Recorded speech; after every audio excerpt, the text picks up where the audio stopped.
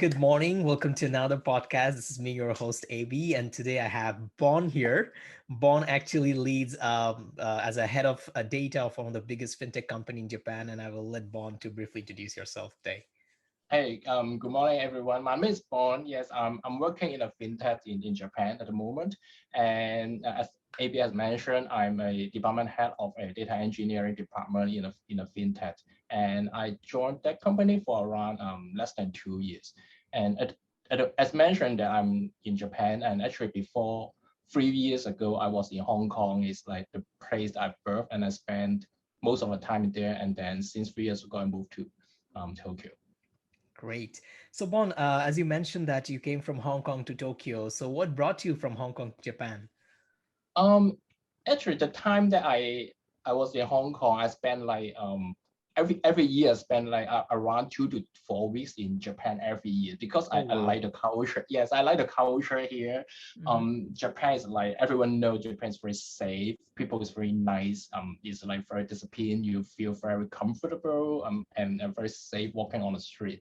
And that is one thing the country itself I like it. And the second Mhm. is because myself I race bicycle. I'm not a good one, so you Oh don't see yeah, my I can name in see a lot any of media. bicycle there. Yeah, just I take it as a I think it's very important that someone that as a working class that you I think myself I try to use my brain 9 to 5 in the weekdays, and then on the weekend and spare time I try to use my muscles. So I pick a sport and Wow. exercise, and in the last 10 years I really focus on bicycle. So at some point you do not just want to ride with your friends but racing. So I when I was living in Hong Kong I raced in Taiwan and in Japan. So that's one of the reasons that I came Japan like couple of weeks in a year. The Oh race wow. itself is only a couple of days, but Mhm. from time to time I would travel around. For example, I tried from Osaka, Mhm. spent 2 weeks riding to Kagoshima. Yeah, so Wow. traveling around on a bicycle is a very good experience. So, and because as I mentioned, Japan is very safe and comfortable, so that that's the reason that brought me from Hong Kong to Japan I couple of see. weeks in a year. But at the end, I think if I like this place, then or is there an opportunity that I can actually work here? Yeah, Mhm. for good for the long term. Yeah, so that's why 3 years ago I raised my hands in my company and Mhm. then a previous company and then see if I can get a relocation to Tokyo. Great. So I think you mentioned before to me that you were into core banking, right? And from Yes. banking, you moved into fintech, and now Mm. you're leading a data team. So how did the transition happen, like from banking to fintech? Was it difficult? Um, Difficult. I think it's not difficult because Hmm. like the thing is like because myself work in technology in yeah in a whole my career. So it is very important. I think the key thing is about the technology itself and also the people, because no matter it is like the core banking or like in the fintech, is like one is that the utility of the language itself is the technology. And the Right. second is that the mentality of the people that, okay, everyone actually know the technology, but how you use the technology to achieve the business expectation, and Hmm. then what is the quality and the design of the work to make it happen in a higher standard. That is the thing is important. And I think it applies the same no matter it's like in a fintech or in a core banking. It's more or less the same. I Uh, see. yeah. So So industry doesn't it really really matter, but it's more about I the don't but think so. technology. I Okay. don't think so. Yeah. Honestly, then in the old days when I was still in school, it's like many years ago, that we Hmm. learned the technology, for example, IT. You Hmm. suppose that you're the one knowing the programming language and then Hmm. implement something, and someone should be like the BA or product manager, take care of the business. They translate that to you, Yeah, let you know what they need. But you know that in the real world, it doesn't work that way. Yeah. I see. So yeah, yeah. So Bon, like what actually made you go into technology? Because I think you mentioned that in the childhood and perhaps in your childhood, like technology, IT, especially or internet was in its infant stage. Now Mm, internet is a young man or young girl. So yeah. what actually brought you during that time or led you to get into technology in your early Um, days? this is a very interesting.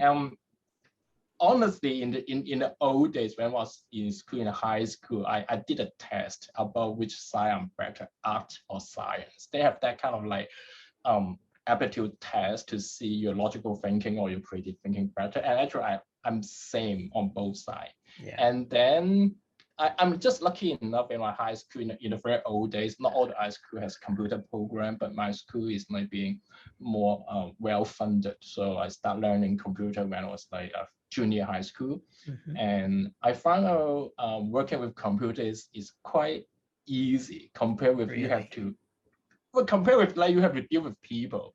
Okay. Yeah, because deal with people is not that it's not easy because I was like shorter, smaller when I was in high school. So everyone else is like big brother and big sister. So at least my Okay. time in front of computer or computer room is easy for me. So Mhm.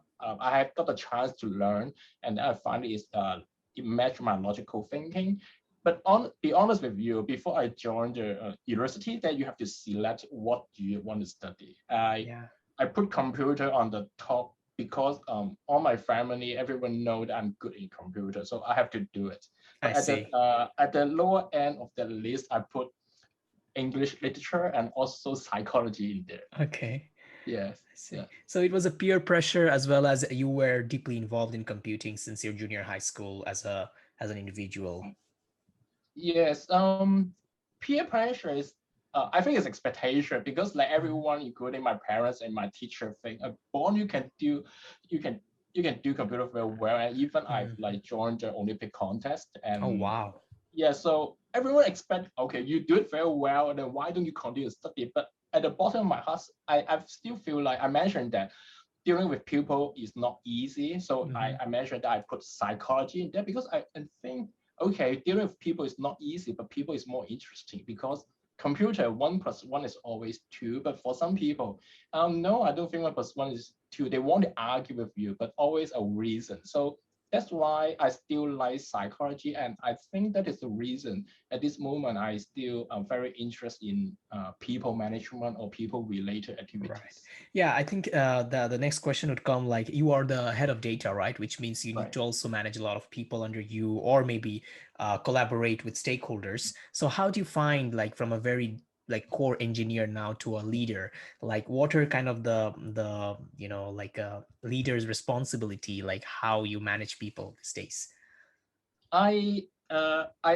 First is that I try not to measure to anyone I manage people. So Okay. I you can ask those that work with me or as my teammate. I try to measure to everyone we work together. So I see. it is okay, but of course on a title I'm a manager or something. But just Hmm. I try to make everyone feel comfortable that I don't manage them, but I work people.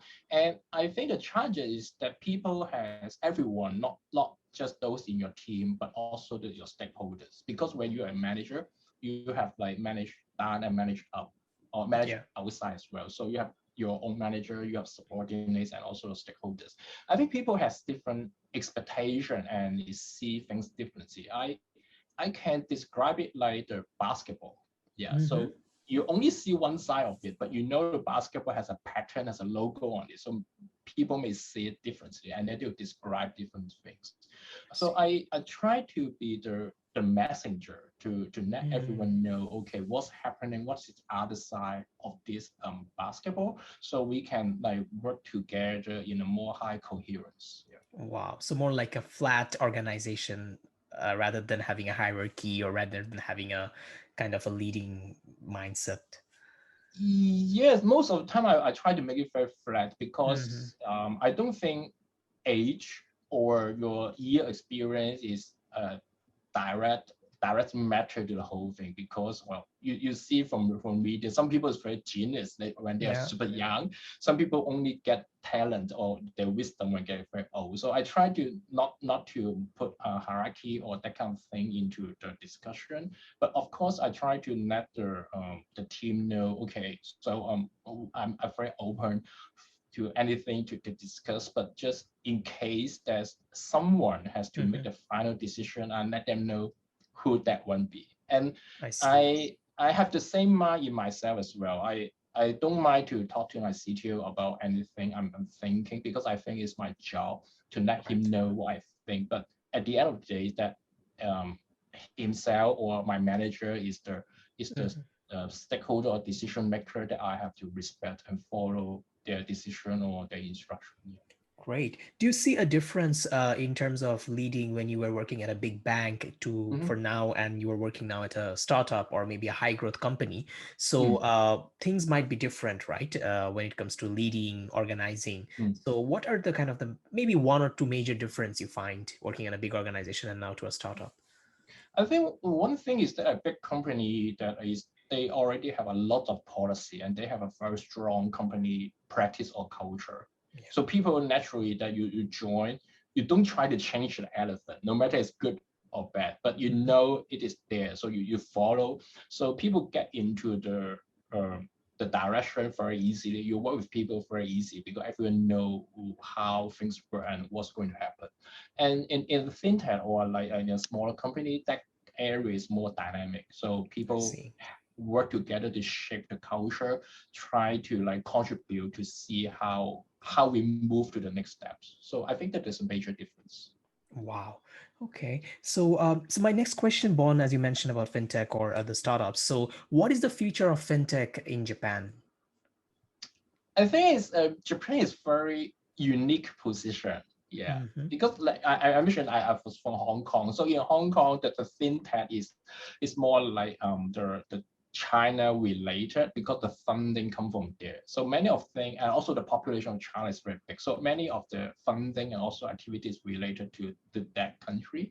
But in Japan, is more I think is more diverse. So you can Hmm. see yourself is like working in the recruiting and then you know there's many fintech actually like they are not just Japanese, there are a lot of like expat foreigners Right. and then on the language side it's not Japanese but also English. So I think in Japan is in a very interesting position that very diverse. And Hmm. also the second is that in Japan, you know that there's Japanese has very strong culture or the way they're doing things. So Right. there's a lot of opportunity here that the fintech can do to merge or to blend from the traditional style of working with the modern technology. I see. Yeah. Yeah, I also personally agree with you because I think still Japan is very cash-centric society, whereas Mm, in many, even I come from a developing country, I'm from Bangladesh, and I see that even Bangladesh is evolving so fast that we're becoming cashless pretty mm, soon. And on the other hand, if you see US or Canada, like especially in Canada, there are also several states which are declaring mm. themselves like fintech friendly or Right, fintech right, right, right. Yes. ready, this kind of thing. So I think Japan has also a lot of space to kind of grow in this area. Yeah, I think on the opportunity side is a lot of space, but on the other side it's not easy because like people um Japan is very lovely in the way it is because people really follow the culture, follow the way they're doing from the old days. So Right. you want to give them modern technology and then move them from that to the new way of life or living. That Hmm. yes, opportunity, yes, but also at the same time, you need a lot of effort to I see. convince people that is good. Yeah. All right. So people are still not very trusting that like money in the app might lost or Ye- that is one thing that as you may know, in Japan is one of the country if not in the world but in Asia that's very sensitive and very yeah. strict on the personal information and private information control. That is one thing. And then I remember like 2 or 3 years ago that Hokkaido has a strong earthquake and electricity and water supply just stopped. And of then you don't have any way to access your wallet in your mobile phone. I So see. the company actually they say stop any electronic payment, so people just go back to the regular banknotes and coins. So what So happened in Hokkaido? Like the electricity got cut, or is it a cut down, you mean? I think after earthquake, Okay. some township actually they have electricity only after Mm, a few weeks. So I during see. that period of time, that okay, you have a lot of money in your mobile phone, any pay electronic payment, you cannot use it because the shops have no way to scan your barcode or whatever. Oh, I see. Yeah, so they have to go back to the old way using banknotes and coins. Yeah, Mm, so I think there's some consideration in that area as well about the actual environment. Yeah. Right. But I think that's something very like, like occasional. And that's something that, Yeah. I've been living in Japan for over around 8 years now. And I haven't seen a single moment like where the cut down or, like electricity cut off happened. You're lucky. So You're just I lucky. was I was pretty lucky. But You're again, lucky. Bon, like I think you might also have very strong interest in crypto. And Mm, what we have seen in the last maybe a year, that there mm, was a huge bubble in crypto and people yeah. were running towards crypto, and Japan itself being one of the leader of Bitcoin and Mm. many other cryptocurrencies, it's also doing great. So what is your take on crypto, on blockchain, on crypto, what do you call those brokerage firms? What Mm. would be your kind of take on that? I think my my take will be on two sides. One is the technology is pretty mature. You see the on the crypto, the mining, there's some start many countries start to think about, okay, the mining itself is like consume too much of energy, so they have to find a new way Hmm. to prove your work. So they change from a proof of work to proof of stake. So people still can work together to get the crypto. So the technology inside crypto space is still evolving. So that is pretty good. So it's a good proof that, okay, we can always make things better. And also the if you talk about the exchange, that the cryptocurrency exchange is something like it runs 24/7. Right. Okay, so the quality of work and also the availability is much higher. Saying that regular exchange is not good. Regular exchange is great, of course. Nasdaq, new exchange, um, the quality and the throughput, everything is amazing. But if you want to take a different look to the crypto exchange, Hmm. 24/7, very short or almost no maintenance window. So that Hmm. is another kind of challenge to the crypto exchange company. And it also on the technology side that open up to more individuals to participate in that level of technology. Because if you want to, in the past, like 5 or 10 years ago, if you want to like work on exchange, those matching engine, okay, you can try to join NASDAQ if they have an opening. But now you have more opportunity to join that area of work because there are many cryptocurrency exchange that open up to other engineers that work in that area. So I think to the market, to the technology itself is pretty good. Yeah. I see. But on the other hand, there are so many cryptocurrencies, Mm, popping up every single day. And right. I was also very enthusiastic during those time when there was a bubble going. I was also into Yeah. Bitcoin and Ethereum, and still I am. But then again, the bubble burst, and there were so many coins which popped up is no longer maybe there, but not exciting anymore. So Right. Right. what do you think? Like, because and also so many engineers getting Mm, into crypto and right. into this exchange. So what's the Yeah. future overall for That, those people? that is the other side of the thing. So on one side, I mentioned that on the technology itself is pretty good, amazing, and I find it very interesting as well. And but what you mentioned that, okay, the price or the pricing model or volatility of the cryptocurrency, that is more related on the finance. All With right. with my limited finance knowledge, I'm still learning. One is that how do we have a good or better way to evaluate the Mhm. cryptocurrency? Because that, okay, we know there's many coins, but the thing is, how can you convince people how the coins, the value of it will relate to our daily life, and then how when we put a price tag on a coin, so why that price but not the others? So because in a day-to-day product or commodity, for example, diamond or gold bar, we have a social or a well-known value of those products or commodities. But in crypto is it doesn't happen that way. Someone can say something and price go up and down a lot. Right. So I'm still learning how to do a better valuation. So only if you know the core value of it, then you know how to do a better investment. That is my belief. Yeah, I'm no good finance guy, but just from my Yeah. knowledge, limited knowledge, I see it that way. Yeah, because I saw that many exchanges are also paying remuneration to their employees using crypto.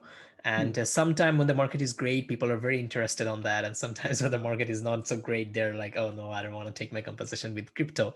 So yeah, there are so many debates, so many new concepts emerging every day. So Bon, I'll wrap up this conversation with you today, but I have one last question to you. That is, if there is one takeaway from you, from your experience being a in crypto, in fintech, in banks Mm. as a head of data, what that would be for the new generation who'd like to also, pursue the same field in data like yourself? One suggestion. Um, I would say don't be shy to ask and learn. Yeah, because this space is pretty big and wide. The horizon is pretty broad. Yeah, so don't be shy to learn more, even it's a little bit. Even you find something it doesn't work, someone help you with. Try to know why. Try to get to the bottom of it. And every time, every second you learn a bit more, there will be an influence, yeah, to the future. I remember Steve Jobs had mentioned that in the old day he learned different things, and then in the later day he find out those different things is like dots and then connect together. So I I see. believe that everyone every day have different experience. They will definitely connect together in the future. Wow. Thank you very much, Bond, today for your time. I think we No had a very problem. wonderful discussion about fintech, crypto, about data overall. So, yeah, thank you so much. And I hope I can catch up again with you in some future episodes. Yes, my honor to be here. Okay, thank you very much.